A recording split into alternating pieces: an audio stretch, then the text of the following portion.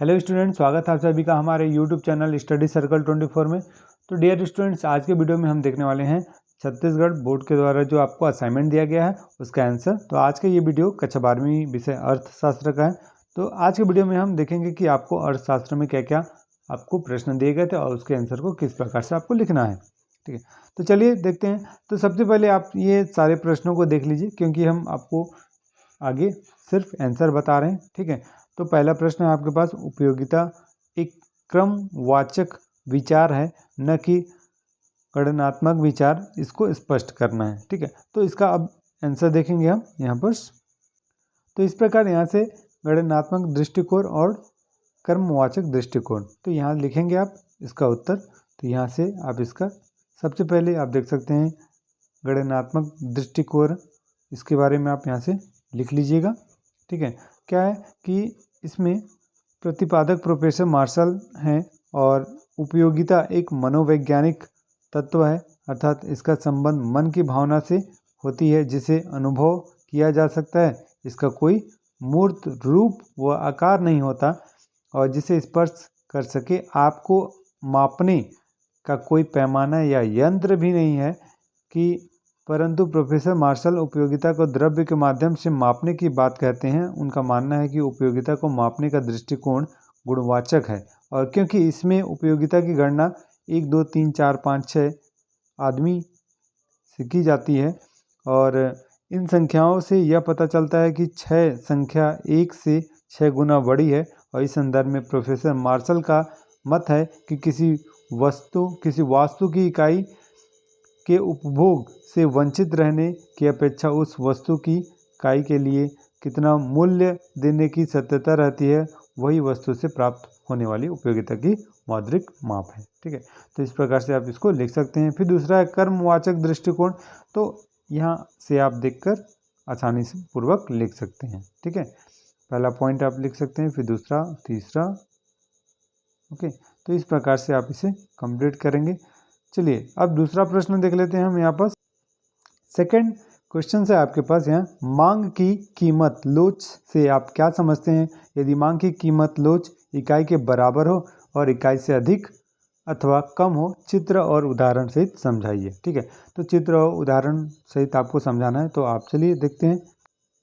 तो इस प्रकार से मांग की कीमत लोच आप यहाँ से इसको कंप्लीट करके लिख सकते हैं यहाँ तक। ठीक है, इस प्रकार से ये आप बता दीजिए कि मांगी गई मात्रा में प्रतिशत परिवर्तन और वस्तु की कीमत में प्रतिशत परिवर्तन। ठीक है, तो जितना दिया हुआ है यहाँ पास 5%, तो उस हिसाब से आप मांग प्रतिशत दोनों को आप डिवाइड करके आप लिख सकते हैं। तो कितना आ जाएगा आपके पास? -2। ठीक है, तो इस प्रकार से इसे आप लिखेंगे।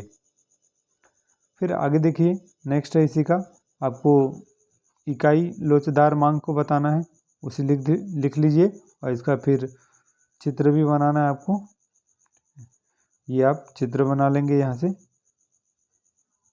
ओके, एक सापेक्षता लोचदार मांग और दूसरा बेलोचदार मांग। फिर इसका आप चित्र बनाइएगा यहाँ से। ठीक है, तो ये इस प्रकार से ये आपका कंप्लीट हो जाएगा। नेक्स्ट देख लेते हैं, अगला प्रश्न है, मांग की रेखा नीचे दाहिने की ओर क्यों झुकती है? ठीक है, तो उसके बारे में आपको बताना है, तो यहाँ से इसके उत्तर को लिखेंगे आप। ठीक है, आप बढ़िया पॉइंट वाइज लिखेंगे। ठीक है, तो फिर दूसरा है प्रतिस्थापन नियम या फिर सम सीमांत उपयोगिता नियम।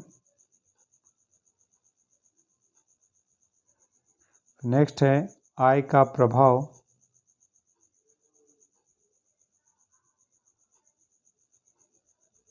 फिर अगला प्रश्न, मतलब इसका बिंदु है, चौथा पॉइंट, वस्तु का विभिन्न उपयोग।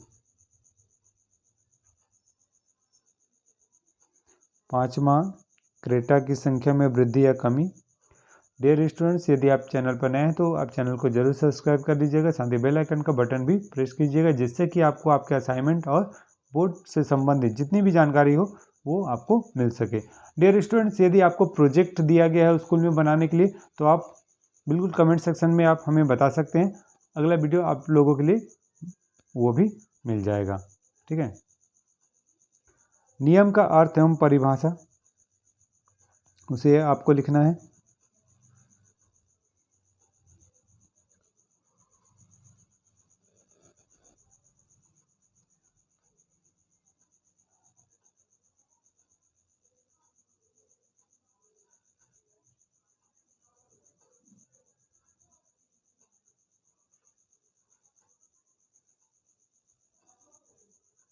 ओके, तो इस प्रकार से ये देख लीजिए, ये आपको पूरा यहाँ तक कंप्लीट करना है। ठीक है,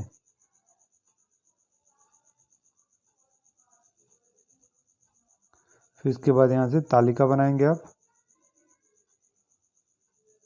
ये अंतिम प्रश्न का है आपका।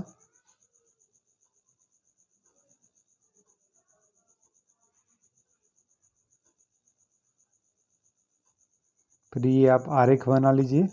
ठीक है, ये आरेख बनाना है आपको इसका।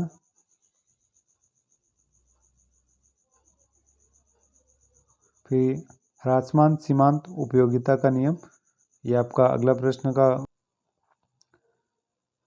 अब इसके बाद ये ह्रासमान सीमांत उपयोगिता का नियम, फिर इसका आप ये सारणी बना लीजिएगा। ठीक है, नेक्स्ट अब देखते हैं इसका आरेख बनाना है आपको। अब इसके बाद अंतिम प्रश्न का उत्तर है उदासीनता वक्र आपको खींचना है। तो इस प्रकार से आप एक वक्र बना लेंगे। ठीक है, इस प्रकार से आपको सारे प्रश्नों का उत्तर लिखना है। ठीक है, उसकी विशेषताएं बता दीजिए। ठीक है, दोनों वक्रों की। ओके, तो ये वीडियो में आपका अर्थशास्त्र का आपका आंसर कंप्लीट होता है। और बाकी सब्जेक्ट के आपको आंसर वीडियो को प्लेलिस्ट एक बार जरूर चेक कर लीजिए, आपको सारे आंसर मिल जाएंगे। और यदि नहीं तो फिर आप इस वीडियो के डिस्क्रिप्शन में भी देख सकते हैं, आपको सारे वीडियो के लिंक दिए गए हैं। ठीक है, तो मिलते हैं नेक्स्ट वीडियो में, तब तक के लिए thank you and good luck.